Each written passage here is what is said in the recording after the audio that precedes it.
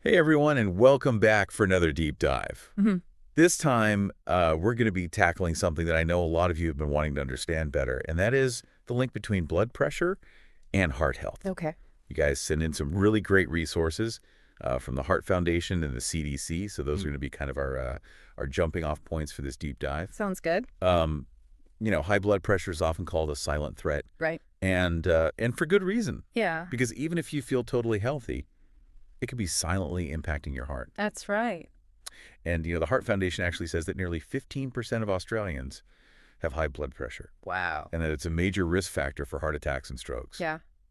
That's definitely something we should all be paying attention to, I Yeah. think. Yeah. What's fascinating to me is that so many people don't even realize they have high blood pressure Right. until it leads to a serious problem. Yeah. So that's why I think, understanding even the basics is so important, even if you think you're in good health. Okay, so let's start with the fundamentals. Okay. The Heart Foundation describes blood pressure as the pressure of blood Mm-hmm. pushing against your artery walls as your heart pumps. Right. It's kind of like water pressure in pipes. Right. It's a good analogy. Yeah. Just like water pressure can fluctuate in your pipes. Okay. Your blood pressure naturally goes up and down throughout the day, Okay. depending on, what you're doing. So how do we know when those fluctuations become a problem? Right. Like, what exactly defines high blood pressure? So it's all about persistent elevation. Okay. High blood pressure is when the pressure in your arteries Okay. consistently stays higher than it should. Got it. And so that puts constant strain on your heart and blood vessels. Yeah. And eventually that can lead to some serious damage, like Yeah. the thickening and hardening of artery walls, Oh, wow. which increases your risk of heart attacks and strokes.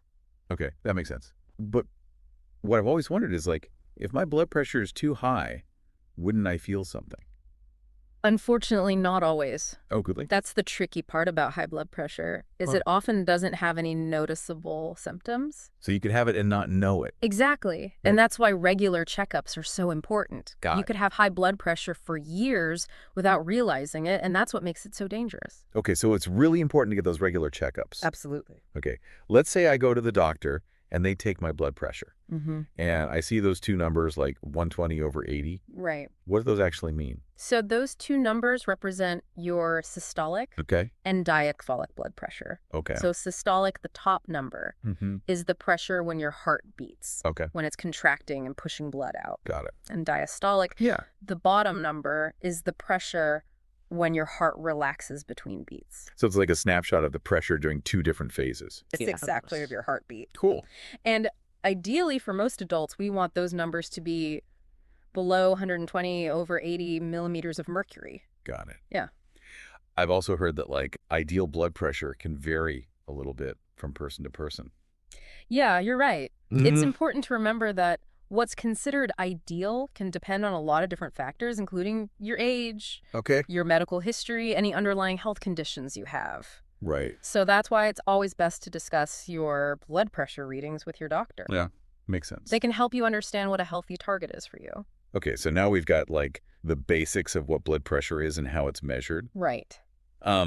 Now let's talk about what causes high blood pressure in the first place. Okay. From the CDC source that you sent me, it seems like lifestyle plays a big role. Yeah, lifestyle definitely has a significant impact. Okay. Things like what you eat, how much you exercise, whether you smoke your weight, even your mental health Oh, wow. can all contribute to high blood pressure. It's interesting that even mental health is in the mix there.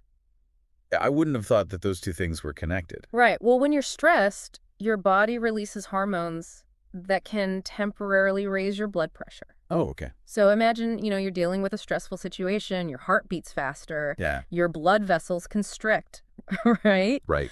And if you're constantly stressed, your body is in this sort of perpetual fight or flight mode. Aw. And over time, that can lead to chronically elevated blood pressure. So it's not just about physical health, but also, like, managing our stress and taking care of our mental well-being. It's all interconnected. Wow.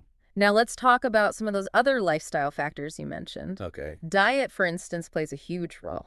Yeah, I've heard a lot about salt being bad for blood pressure. Can you talk about that a little bit? Sure, it's not that salt itself is inherently bad, Okay. but it's really the amount that we consume that matters. Right. When you eat a lot of salt, your body holds on to more water, Okay. which increases your blood volume. Got it.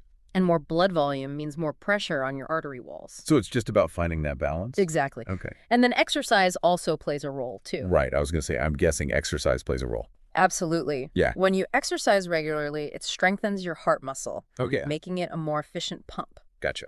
And a stronger heart doesn't have to work as hard to circulate blood, Mm-hmm. which means less pressure on your arteries. So it's all about reducing that strain. Exactly. Okay. And then smoking, we all know it's bad for us, but can you explain how it specifically impacts blood pressure? Sure. One of the main culprits in cigarettes is nicotine. Okay. And nicotine causes your blood vessels to constrict, Mm-hmm. which immediately raises your blood pressure. Wow. It also damages the lining of your blood vessels, making them less flexible and more prone to hardening over time, Oh, wow. which further contributes to high blood pressure. So salt, lack of exercise, and smoking Big ones. are all major contributors to high blood pressure. Yeah. What about genetics? Okay. If my parents have high blood pressure, am I destined to have it too? Not necessarily. Okay. While family history can definitely increase your risk, it's not a guarantee. Gotcha. Lifestyle still plays a significant role. Yeah. Even if you have a genetic predisposition, Okay. making healthy choices can dramatically reduce your chances of developing high blood pressure. Okay. That's good to know. Yeah, It feels empowering to know that we can make a difference. absolutely. Oh, and here's something interesting I came across in the Heart Foundation materials. Okay. Even simple things like talking or having a cup of coffee Mm-hmm. can temporarily raise blood pressure. That's true, but those are usually just brief spikes and nothing to worry about. Okay. Those are just normal fluctuations that happen throughout the day. Got it. It's the consistent ongoing elevation of blood pressure that we're really concerned about. So it's all about understanding the difference between normal fluctuations and those persistent increases. Exactly. Okay, so now let's talk about what we can actually do to manage our blood pressure and keep it in a healthy range. Okay. Are lifestyle changes really enough? No. Or is medication always necessary? That's an excellent question, and it's one we'll dive into much deeper Yeah. in the next part of this deep dive. Sounds good. I'm ready to learn more. Great. Okay, so we've laid the groundwork, and now I'm really interested in digging into those lifestyle interventions you mentioned. Okay. Everyone always says, eat healthy. Right. But what does that actually look like in practice? Yeah. The Heart Foundation's healthy eating principles seem like a good place to start. Mm-hmm. What stands out to you about their approach? Well, I think what's fascinating is they really emphasize enjoying a variety of nutritious foods regularly. Oh. It's not about, deprivation or Yeah. following some crazy restrictive diet. Yeah.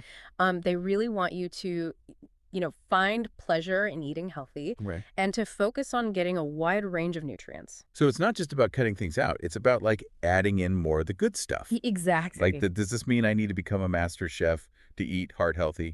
Not at all. Okay. They highlight some very practical changes that I think anyone can make. Okay. Reducing salt intake, for instance, is one of the most impactful things you can do Okay. for your blood pressure. Right. Instead of reaching for the salt shaker all the time, Yeah. try experimenting with herbs and spices to add flavor. That's a great idea. I've been trying to use more herbs and spices lately, and it really does make a difference. Yeah. What about those healthy fats we always hear about? Oh. What are some good sources, and why are they good for our hearts? So they recommend focusing on unsaturated fats, Okay. which you can find in things like avocados, nuts, seeds, All right. olive oil, and fatty fish like salmon. Okay.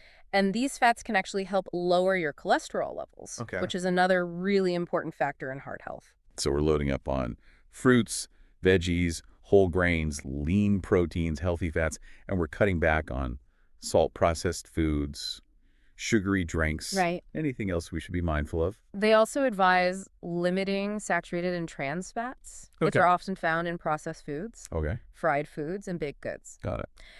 And those types of fats can actually raise your cholesterol levels Oh. and increase your risk of heart disease. So it's about reading labels carefully Yeah. and just being aware of what's in our food. Exactly. It feels empowering to know that we have so much control over our health through the choices that we make every day. Absolutely. Okay, let's shift gears a little bit and talk about something we touched on earlier. Okay. Stress management. Right.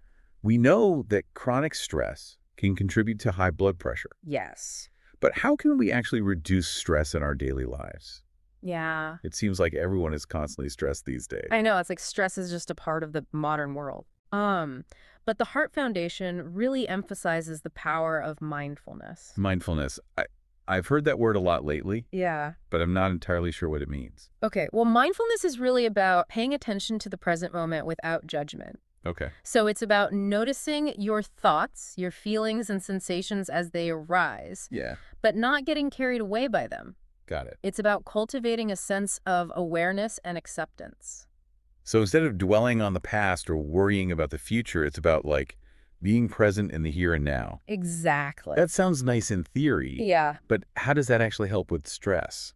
So when you're mindful, you become less reactive to stressful situations. Okay. So you're able to observe your stress response, like your heart racing, Yeah. your muscles tensing, Hmm. without letting it completely take over. Okay. And so that space between the stressor and your reaction allows you to choose how you respond, Oh, okay. rather than just reacting automatically. It's like taking back control. Exactly. Instead of letting stress control you. Yeah. Okay.